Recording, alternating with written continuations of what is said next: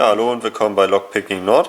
Heute wollen wir euch zeigen, wie man ein Hangschloss modifiziert bzw. aufbaut und mit Madenschrauben versieht, sodass man entweder ein Training Lock oder ein Trainingsschloss oder ein Challenge Schloss daraus machen kann bzw. es dafür verwenden kann. Ja, zunächst mal braucht man ein Schloss. Wir haben uns hier für so ein Abus 8550 entschieden, ein altes. Man braucht am besten einen Schlüssel, der vom Profil her dazu passt. Im Idealfall ist nicht so viel weggeschnitten. Wir haben jetzt den hier liegen. Mal gucken, ob wir den nehmen. Hier haben wir noch ein paar mehr, die da reinpassen würden vom Schlüsselprofil. Das ist, glaube ich, auch von dem Profilzylinder hier. Müssen wir gleich mal sehen. Aber wie gesagt, wir haben genug davon. Wir brauchen einen Akkuschrauber. Ganz wichtig. Den benutzen wir, um die Pins zu verändern und um aufzubohren. Diverse Feilen, die wir eigentlich immer benutzen. Eine kleine Pucksäge, auch immer ganz wichtig. Eine gute Zange, ein kleines Pinning Tray oder irgendwas in der Art.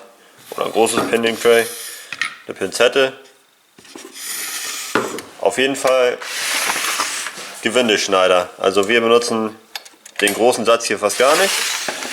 Hier haben wir so einen ganz günstigen Satz, da ist eigentlich alles drin. Und gerade den M3, M4, die beiden, die brauchen wir ganz häufig. Dann brauchen wir diverse Pins, die wir so zusammengesammelt haben, aber man kann auch die Originalen nehmen und verändern, wenn sie denn gut sind. Und noch etliche andere Kleinteile. Hier haben wir verschiedene Madenschraubengrößen, Stahl. Madenschrauben sind das, Magnete, Stahlkugeln und natürlich noch die ein oder andere Feder und andere Kleinteile. Auch auf jeden Fall zu empfehlen ist eine kleine Sortimentbox, wo man alles drin lagern kann, gerade wenn man das Schloss zerlegt, dass man alles so ein bisschen sortieren kann und nichts verloren geht. Wir haben natürlich auch noch mal dabei eine alte Restebox, wo alles reinschmeißt, alte Kerne, alte Gehäuse. Da kann man sich immer mal was rausfischen, was man vielleicht gebrauchen könnte. Ja, und dann haben wir auch immer noch eine alte Schlüsselbox mit verschiedenen Schlüsseln, dass wir uns was raussuchen können. Und ganz wichtig auch feines Schleifpapier, beziehungsweise wir benutzen meistens Schleifschwämme in der 180er Körnung. Wenn sie noch ein bisschen mehr abgenutzt sind, dann sind sie noch besser. Gerade wenn man Pins nachher modifiziert, dass man den kleinen Grat wegnehmen kann. Und ganz wichtig ist auch eine Standbohrmaschine. So, als erstes müssen wir irgendwie die Plugs an der Seite rausbekommen. Da gibt es mehrere Methoden. Die erste Methode, die wir hatten, war, wir haben uns die Punkte angezeichnet, wo die Plugs eingepresst sind.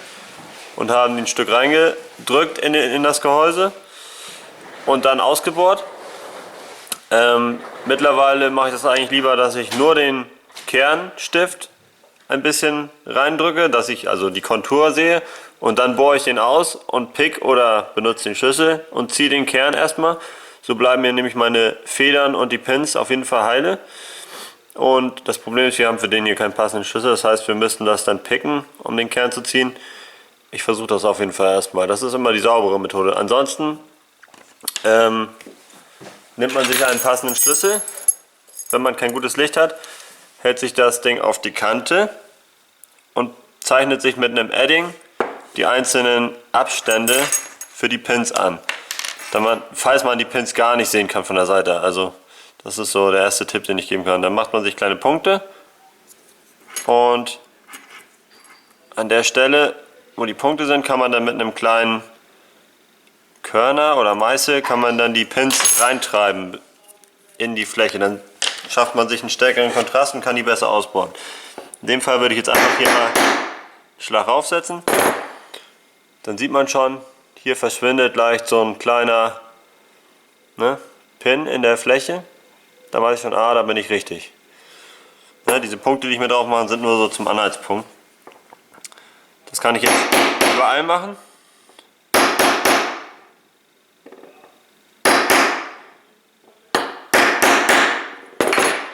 So, jetzt habe ich hier meine 5 Pins und kann die wunderbar sehen. Und die würde ich jetzt, als Anfänger würde ich die jetzt sofort ausbohren. Vorsichtig, würde mir auch vorher die Ständerbohrmaschine auf die Tiefe einstellen, dass ich nicht zu tief in den Kern reinbohre und dann noch das Warding oder beziehungsweise die scharfen Kanten, wo die Pins gegenliegen, halt wegbohre aus Versehen. Das ist ganz wichtig zu beachten vorher. Und dass der Bohrer nicht zu groß ist. Also ich würde immer lieber ein bisschen kleiner als der Pin-Durchmesser ist, bohren und dann nachher die Hülsen rausdrücken oder rausziehen, wie auch immer. Das ist eigentlich schöner, als wenn man sich gleich irgendwie die Kante da versaut und die Löcher zu groß aufbohrt und die Pins dann nachher hin und her fliegen drinne. Wie in so einer Losbox. Ja, das ist so der erste Schritt, den ich mache bei dem Ganzen hier. So, bei dem Schloss sitzt der Core Retaining Pin, also der Kernstift, nicht an der Seite, sondern in der Fläche. Ich habe den mal hier ein bisschen reingetrieben, um das besser ersichtlich zu machen. Den muss ich mir jetzt rausbohren, als allererstes. Ist schöner, wenn man ein Schloss hat, wie die Abus Titanium Version, wo alle in der Reihe hintereinander sitzen, auch der Kernstift. Dann kann man den wunderbar als erstes ausbauen. Hier in der Fläche ist das ein bisschen blöder, habe ich selber noch gar nicht gemacht, aber ich probiere das jetzt einfach mal.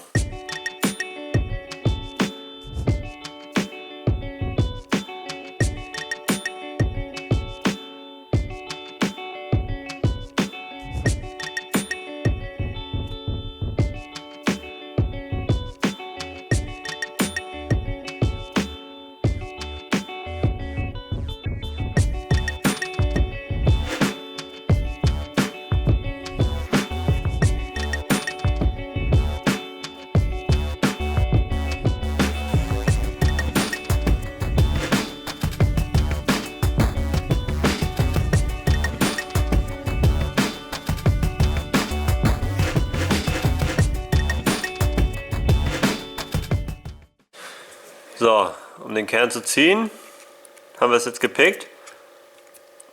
Wichtig ist dabei, dass man den Bügel geschlossen hält.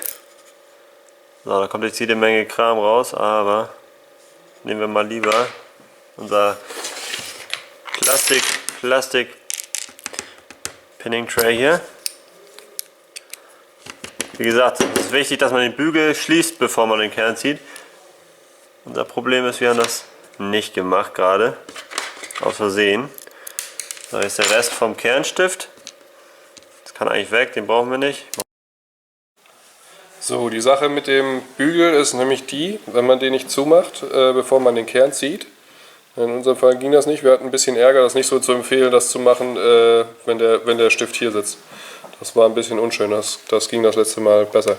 So, dieser Bolzen hier, der schnappt jetzt hier rüber, ne? Und wenn ich den Bügel versuche zuzumachen, dann kriegt er diese Schräge das nicht mehr verdrängt. Wenn man richtig viel Pech hat, kommen die ganzen Innereien hier raus, das hatten wir auch schon. Ist nicht so schön, das wieder zusammen zu basteln. Am einfachsten geht das, wenn man das Problem jetzt hat wie wir. Hier drin, kannst du noch mal leuchten? Okay, hier drin, die beiden, die müssen zusammen. So, das heißt, ich muss eigentlich nur den hier rüberziehen und den Bügel drücken. So, und es ist alles zugeschnappt, sitzt wieder fest und genau so wie hier drin soll die Mechanik auch nachher aussehen. Gut. Und jetzt könnten wir die Keypins einfach mal zur Seite hier mit den Federn der Reihenfolge nach rausholen, damit wir auch wissen, wo die saßen. Das ist einfach, da ist Nummer 2, Nummer 3, ziemlich lang alle. Der wird ein bisschen kürzer, der 4. und 5 ist wieder ein ganz langer. Das heißt, wir haben jede Menge Material, mit dem wir arbeiten können. Das ist drin in so einem Schloss hier. Anscheinend sind nur Spulen verbaut, was ja schon mal gar nicht schlecht ist. Allerdings die Auswahl der Pins, die man verbauen möchte, ein bisschen einschränkt, weil man natürlich nicht mehr viel Platz hat oder viel Material, um dann noch was wegzuarbeiten bei so einer Spule. Das heißt, wir müssen jetzt hier, wenn wir keine Spulen haben wollen, auf jeden Fall Pins aus unserer guten blauen Box nehmen, um die umzuarbeiten. Es gibt allerdings auch bei Amazon und bei eBay 3 mm Rundstäbe zu kaufen. Die sind dann so zwischen 20 und 5 cm lang irgendwie. Sind nicht so teuer, damit kann man auch arbeiten im Zweifelsfall. Oder man schlachtet halt ein altes Schloss und holt sich da die Pins raus. Am besten sind halt Standardpins unten, dann, wo man noch schön was wegarbeiten kann. So, haben wir eigentlich relativ sauber rausbekommen hier den Kern.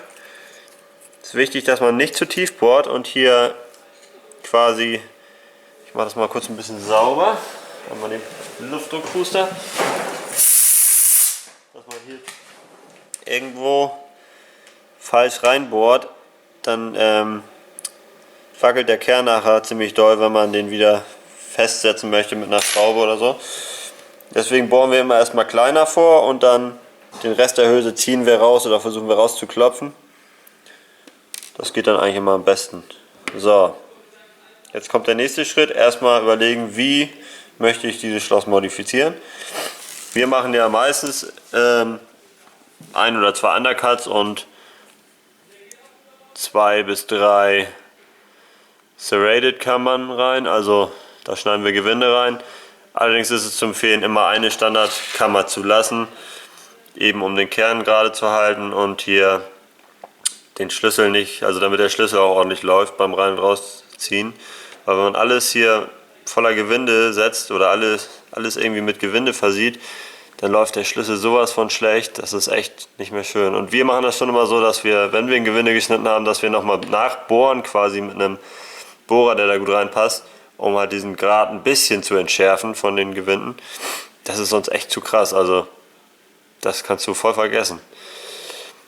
Das heißt, wir machen immer so eine leichtere Form des Gewindes quasi da rein. Ist trotzdem noch schwierig zu picken, aber halt nicht so schlecht für den Schlüssel.